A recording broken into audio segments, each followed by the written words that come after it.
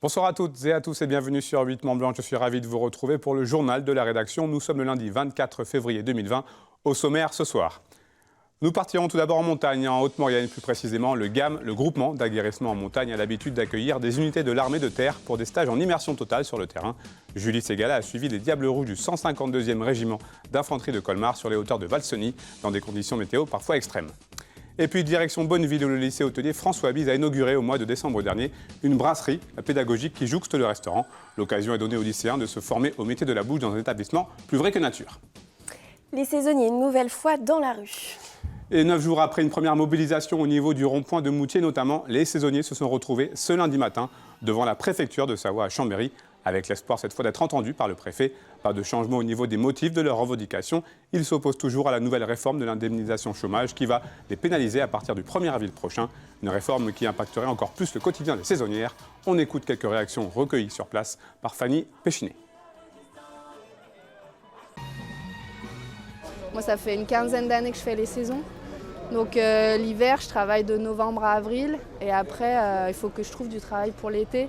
Si je veux rester en fait là où j'habite en Savoie dans ma station, donc c'est un peu compliqué, surtout en étant une femme. Je trouve 2 ou 3 mois de travail pour l'été.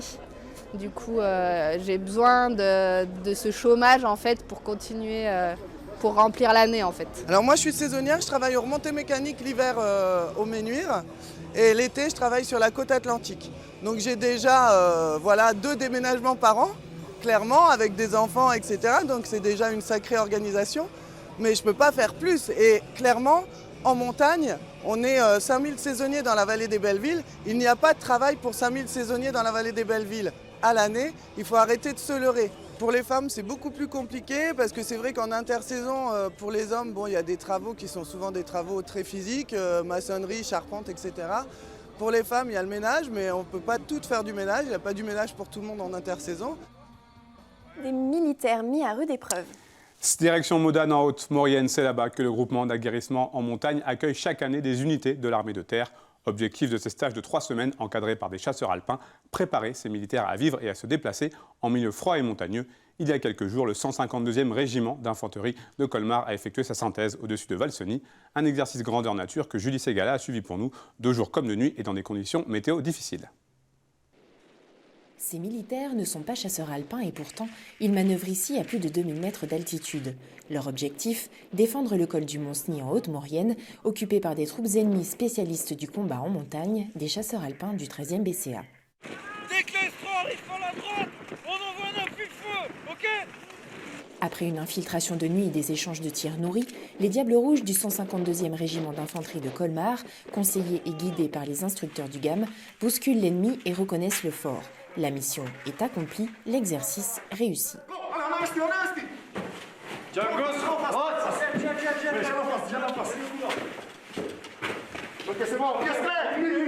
Progresser et vivre en milieu hostile, y patrouiller, se poster, reconnaître des positions ennemies, le scénario de cet exercice grandeur nature était bien précis.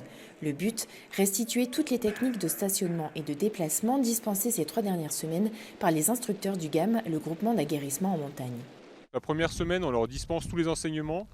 La deuxième semaine, on continue à les chapeauter, à les diriger. Et après, en dernière semaine, donc ce qu'on a fait, l'exercice qu'on a fait qui a duré 2 jours et demi, là, ce qu'on appelle la synthèse, c'est une sorte de restitution où notre rôle, comme je l'ai dit, se cantonne simplement à gérer la sécurité et après à bien les observer pour pouvoir produire un débriefing à l'issue de leur action en leur laissant une certaine autonomie. Le froid, la fatigue, l'altitude, de jour comme de nuit, ensemble, les stagiaires repoussent leurs limites physiques et mentales. Un stage difficile qui permet aussi de renforcer la cohésion de groupe avant les projections sur les théâtres d'opérations extérieurs.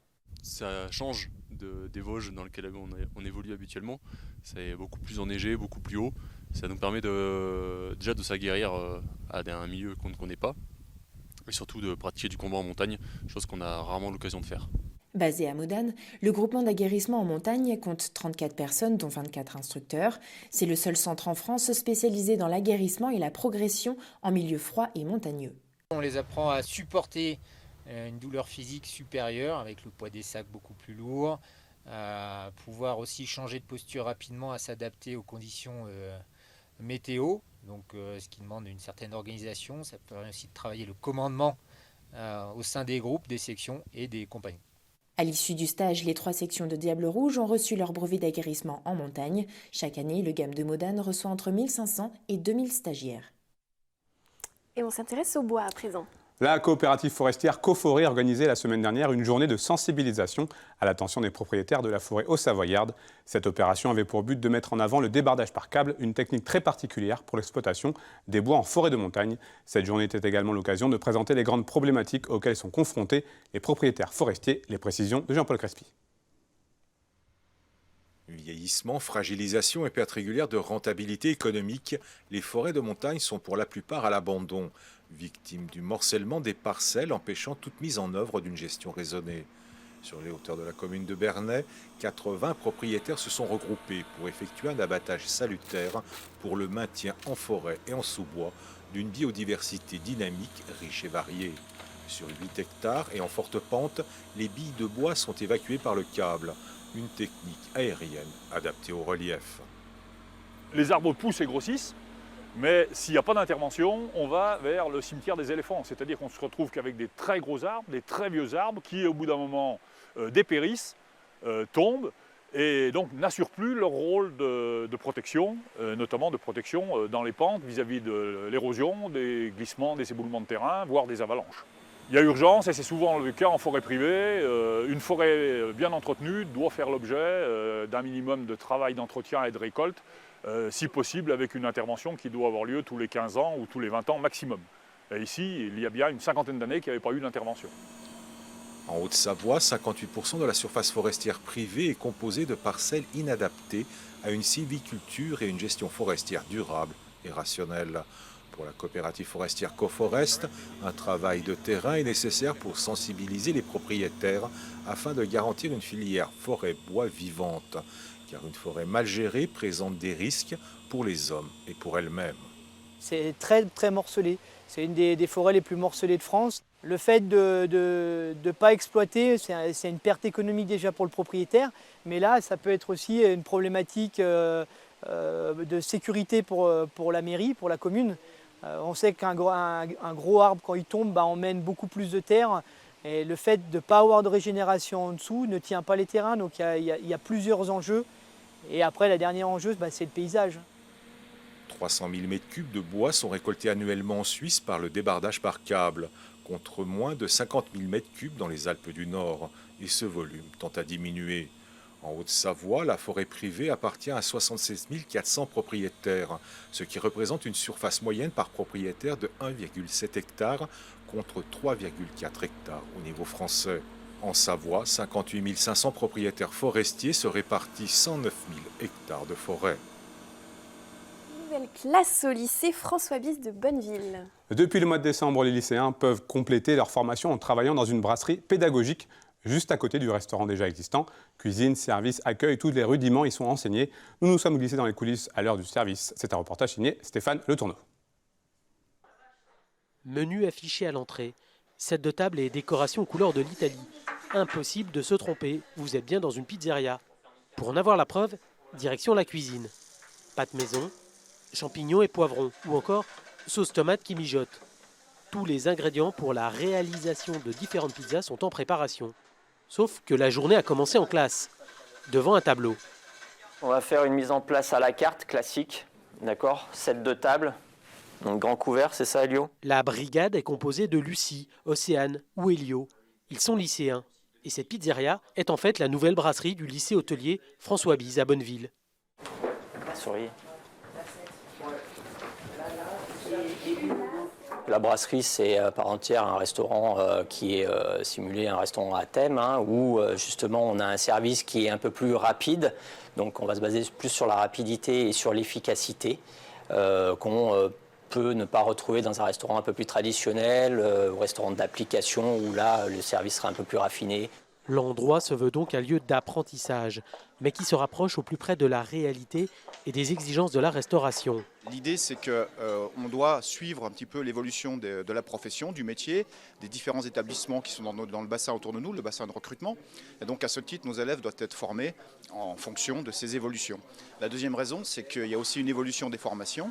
Autrefois, on avait le CAP service hôtelier, le CAP café-brasserie, le CAP restaurant. Aujourd'hui, nos élèves qui arrivent sur cette formation de CAP sont formés dans les 3 domaines. Ils ont ainsi les armes qui vont leur permettre de s'insérer dans la vie active. Dans des secteurs économiques, l'hôtellerie, restauration, café et le tourisme, très porteurs. C'est important par rapport à la région, c'est important par rapport à notre pays, parce qu'on est quand même un pays qui est très touristique, où on a besoin de personnel dans l'hôtellerie, et nos élèves peuvent faire des carrières à l'international s'ils maîtrisent l'anglais, parce que notre savoir-faire français est très reconnu dans le monde entier.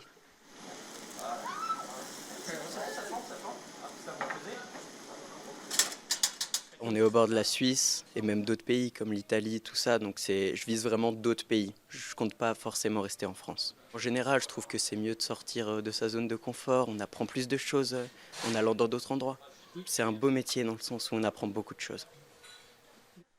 Dans le cadre des élections municipales des 15 et 22 mars prochains, la ville d'Annecy recherche des assesseurs bénévoles pour la tenue des bureaux de vote. Les assesseurs doivent être inscrits sur les listes électorales de la ville d'Annecy. Ils devront être présents de 7h45 le jour du vote et attendre la fin du dépouillement en soirée. Pour tout renseignement, rendez-vous directement au service d'élection au 9 boulevard de Couze ou vous pouvez contacter la mairie au 04 50 33 65 26 ou par mail à ecde@annecy.fr. Un mot de cyclisme avant de se quitter. Le parcours de la 72e édition du Critérium du Dauphiné a été présenté ce lundi matin à Lyon. Comme à son habitude, cette course qui fait traditionnellement figure de répétition générale à 3 semaines du Tour de France fait la part belle à la montagne avec 4 arrivées au sommet pour les 4 dernières étapes. Le peloton passera évidemment par les Pays de Savoie avec notamment l'ascension du col de la Madeleine, la montée de Bizanne, la montée de l'altiport de Megève, le col de Rome ou encore celui de la Colombière seront également au programme. Julien Alaphilippe, Thibaut Pinot, Tom Dumoulin ou encore Primoz Roglic sont annoncés. Rendez-vous donc le 31 mai prochain pour le grand départ à Clermont-Ferrand et une arrivée le 7 juin à Megève. C'est la fin de cette édition. Vic, je te laisse conclure l'émission. Merci à vous pour votre fidélité à nos programmes. Je vous retrouve avec plaisir mardi pour un nouveau journal.